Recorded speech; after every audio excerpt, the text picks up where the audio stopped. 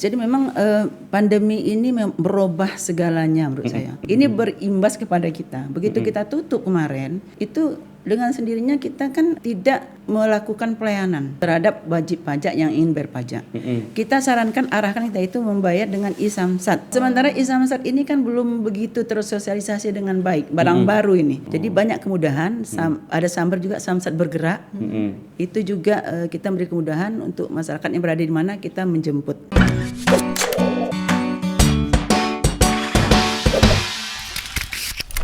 Halo Tribuners, kembali lagi di Tribun Podcast. Iya, ini tumben nih. Biasanya Angga Prayoga, sekarang Nita. Anita Meliana. Iya. Nit bantu Nit, kita ngobrol-ngobrol dengan salah satu tokoh di Batam. Ini krusial nih, yang jarang kelihatan tapi ini krusial. Jarang kelihatan ya Pak? Krusial buat Kepri. Oke. Makanya ini masalah duit. Cocok nih. Cewek duit Pak. Cocok. Selamat datang Bu Reni Yusneli ya. Ibu Reni Yusneli ya. Apa kabar Bu? Alhamdulillah baik. Ya, Bu Reni boleh diturunin deh. Ininya diturunin. Nah, boleh Ibu nggak apa-apa sambil ngobrol ya. Nah, inilah Bu Reni. Kelihatan wajah cantiknya ya Bu ya. Ya, selamat datang Bu di Tribun Podcast.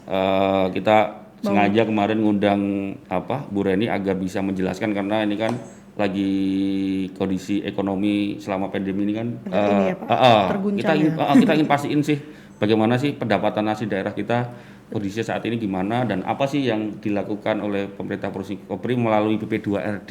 Ya, jadi Bu Reni ini Kepala Badan Pengelolaan Pajak dan Retribusi Daerah Provinsi Kepri. Iya benar. Betul. Oke. Buat Tribuners mungkin yang mau nanya-nanya nanti bisa langsung di komen di Facebook. Jadi kita di sini bakal ngobrol-ngobrol tentang pendapatan asli daerah ya Pak ya, seputar BPRD. Iya. BP2RD. BP2RD. BP2RD, sorry. Ya. Bu Reni langsung aja Bu. Bu, apa itu BP2RD? Mungkin teman-teman Tribuners ada yang belum tahu atau mungkin belum ngeh gitu kan. Taunya hanya ke Samsat aja ini kan. Nah, itu kan. Taunya bayar pajak motor aja. Iya, terima kasih. BP2RD itu yaitu Badan Pengelolaan Pajak dan Retribusi Daerah. Itu salah satu OPD yang berada di pemerintah Provinsi Kepulauan Riau. Jadi kita ada 42 OPD, salah satunya adalah Badan Pengelolaan Pajak dan Retribusi Daerah. Tentunya tugasnya berkaitan dengan menyelenggarakan koordinasi yang sifatnya juga memfasilitasi, monitoring, evaluasi dan segala macam yang berkaitan dengan bagaimana pengelolaan pajak dan retribusi daerah di Provinsi Kepri. Jadi kalau orang bilang ini sumbernya pencari sumber duit ya, sumber untuk Provinsi Kepri untuk membangun Provinsi Kepri ke depan benar. Jadi BP2RD ini tugasnya itu salah satunya bagaimana mencapai target pendapatan asli daerah, apakah itu pajak, apakah itu retribusi, untuk nanti menjadi dasar penganggaran seluruh program kerja tahun berikutnya. Jadi di bawah kita ini ada UPT. Jadi kita bekerja badannya, di bawah kita itu pelaksananya yang memungut pajaknya itu UPT. Kita punya 10 UPT di Provinsi Kepri. Setiap kabupaten kota kita punya satu, ditambah lagi nanti seperti Batam luas ya. Itu ada 2 UPT, ada di Batu Haji satu, ada satu lagi di Batam Center. Di Bintan juga ada 2, ada di Kijang satu lagi di Tanjung Uban. Di Karimun juga karena pulaunya besar-besar ya, luas, itu juga ada 2. Satu di Tanjung Batu, Pulau Kundurnya, yang satu di Karimun, di Pulau Karimunnya. Yang lainnya satu-satu. Jadi kita ada 10 UPT, kemudian kita juga dibantu dengan corner. Corner itu berada kita taruh di mall-mall. Artinya kalau orang datang nanti bisa bayar pajak. Jadi tempat memungut pajak juga ada di mall. Ada juga di Sambling memungut pajaknya. Itu mobil yang bergerak itu, yang kadang posisinya dikasih tahu hari ini di mana jadi masyarakat bisa bayar pajak lebih mudah, lebih dekat ke lokasinya daripada nanti ke kantor kita di UPT. Jadi banyak kemudahan. Ada Samber juga Samsat bergerak. Itu juga kita beri kemudahan untuk masyarakat yang berada di mana kita menjemput. Pakai jempol sapri ya istilahnya ya, jemput bola ya istilahnya ya, Samsat Kepri. Itu juga Kalau ada masyarakat yang berpajak, misalnya ada berlima orang gitu, telepon aja. Nanti kita datang ke situ, unit UPT kita, sambar kita datang ke situ, nanti ngambil pajaknya, melayani di situ. Nggak usah jauh-jauh, kita datang sendiri. Enak ya sekarang Banyak ya. kemudahan. Udah dimudahkan sama Begitunya saking ingin mengejar pendapatan saudara itu bisa. Iya. Oh betul. Akhirnya mau nggak mau harus jemput bola. Kalau enggak masuk duitnya. Iya.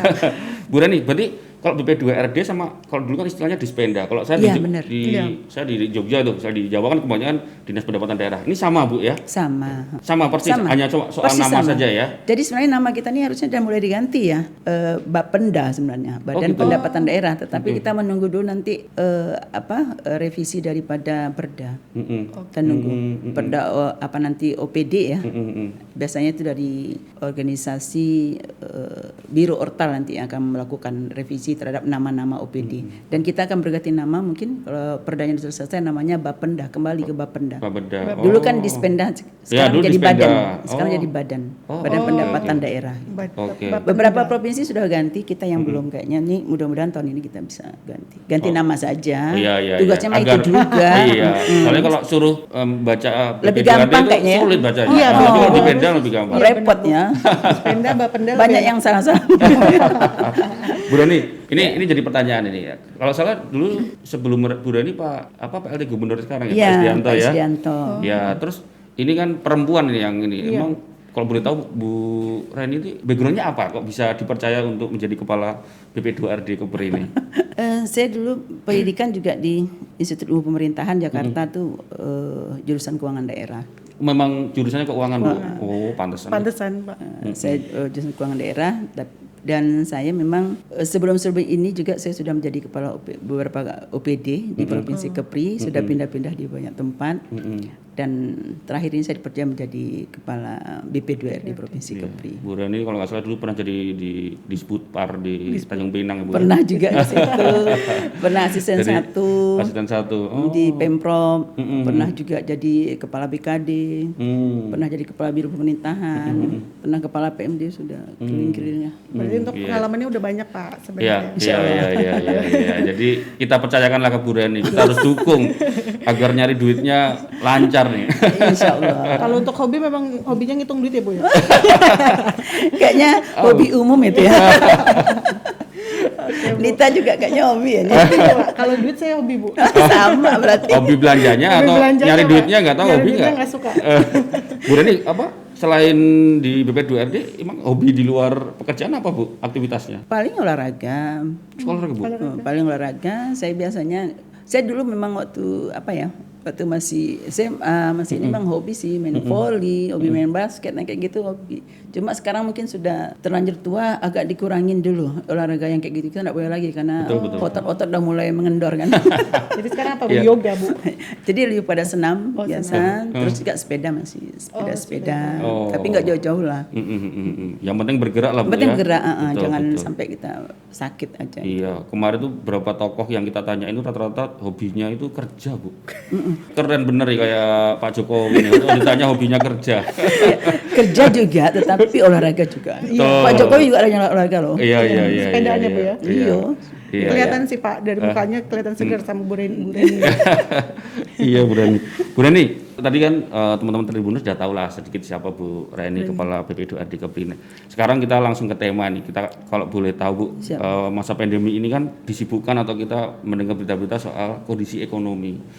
Secara global ada info akan ada resesi juga. Bu, kalau menurut kacamata Bu Reni sebagai Kepala BP2RD Kepri, kondisi ekonomi saat ini di Kepri bagaimana Bu? Jadi memang pandemi ini merubah segalanya menurut saya. Yang dulu kita mungkin lebih santai hidupnya, sekarang menjadi semuanya serba protokol kesehatan ya, semuanya serba bersih, serba takut, serba parno ya, serba parno. Iya. Lihat ini parno, lihat itu parno. Jadi Dikit hati-hati, dikit gini. hati-hati, saking hati-hatinya menjadi ketakutan juga. Sehingga memang pandemi ini merubah cara pandang kita, merubah cara hidup kita, gaya hidup kita, merubah cara kerja juga. Sehingga kita kemarin ketika ributnya pandemi yang pertama itu melanda kita kan work from home ya waktu itu ya. Kita tidak masuk kantor. Itu memang sudah ada aturan yang mengatur tentang itu, ya, baik dari Menteri Menpan RB maupun dari Mendagri.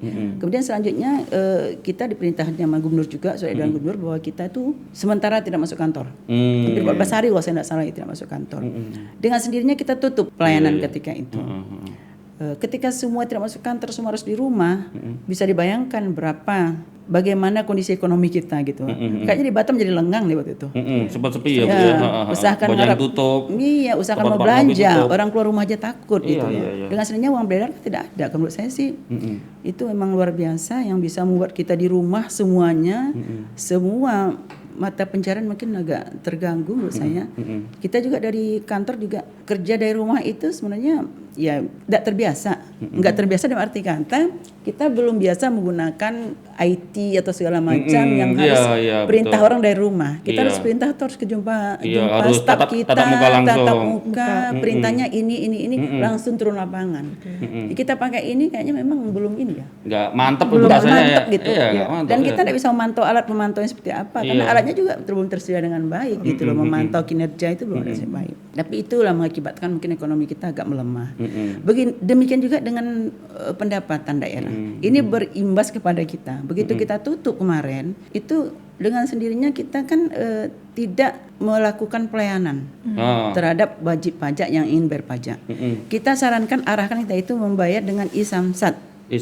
Sementara e-Samsat ini kan belum begitu tersosialisasi dengan baik. Barang baru ini. Apa barangnya nih e-Samsatnya? Apa sih barangnya gitu? Dan tidak semua orang pakai familiar dengan gadget, dengan aplikasi ya Bu ya. Kalaupun pakai juga tidak semua orang juga ngerti cara memasukkan aplikasinya. Bagaimana? Terus cara membayarnya seperti apa? Terus percaya nggak ada benar nggak nih uang di store bisa masuk ke pajak? Kan ada rasa was-was nih uang yang dikirim, uang yang dikasih itu benar nggak? Karena kita tidak lihat orangnya gitu. Karena ini pajak. Beda sama beli barang kan barangnya datang gitu, barang datang bayar, barang datang bayar gini. Ini kan tidak gitu. Jadi sehingga kita walaupun kita waktu itu mengarahkan kepada e-Samsat tetapi belum signifikan orang membayar pajak. Melihat hal seperti itu karena kita yang melakukan penutupan bukan masyarakat yang tidak mau bayar pajak. Akhirnya kita mencoba mengevaluasi. Coba evaluasi, semangat orang bayar pajak ini kan tinggi. Ketika tinggi Bu ya? Tinggi. Luar biasa tinggi yang mungkin untuk orang-orang yang sudah taat pajak menurut saya. Orang taat pajak satu, orang yang beli mobil baru satu atau kendaraan baru. Mereka kan harus bayar pajak. Kalau kita takutnya kena dendanya.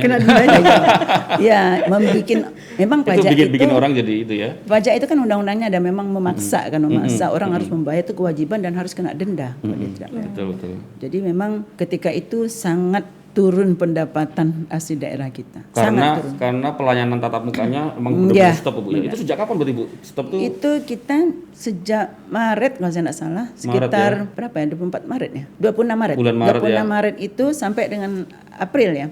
Kita melakukan penutupan. Kemudian ada dorongan dari teman-teman dealer kan, alah yang tidak bertemu langsung WP boleh dong yang ketemu dealernya, artinya BBNKB 1 boleh dong yang baru, kan tidak ketemu WP, ketemu cuma dealer aja, kan hanya beberapa orang, akhirnya ya udah kita buka lagi waktu itu, kita buka tapi hanya itu BBN 1, pajak biaya baik nama kendaraan bermotor 1 yang baru, sama mutasi ketika itu, karena kita sudah bahas dengan kepolisian, mereka mau buka itu, akhirnya kita buka itu. Yang lainnya tetap kita menggunakan e-Samsat, membayar PKB-nya tetap e-Samsat. Tetap di Samsat. Sehingga ketika itu memang luar biasa turunnya. Iya. Jadi 1 bulan itu hitungan saya biasanya kita dapat 30 miliar ya, 35 kadang-kadang, 35, 30 miliar minimal itu setiap bulan. Ya. Ketika bulan April Mei kita cuma dapat 6 dan 5 miliar. Waduh. Turunnya hampir 80%. 80%, iya 80% ya. Luar biasa. Iya.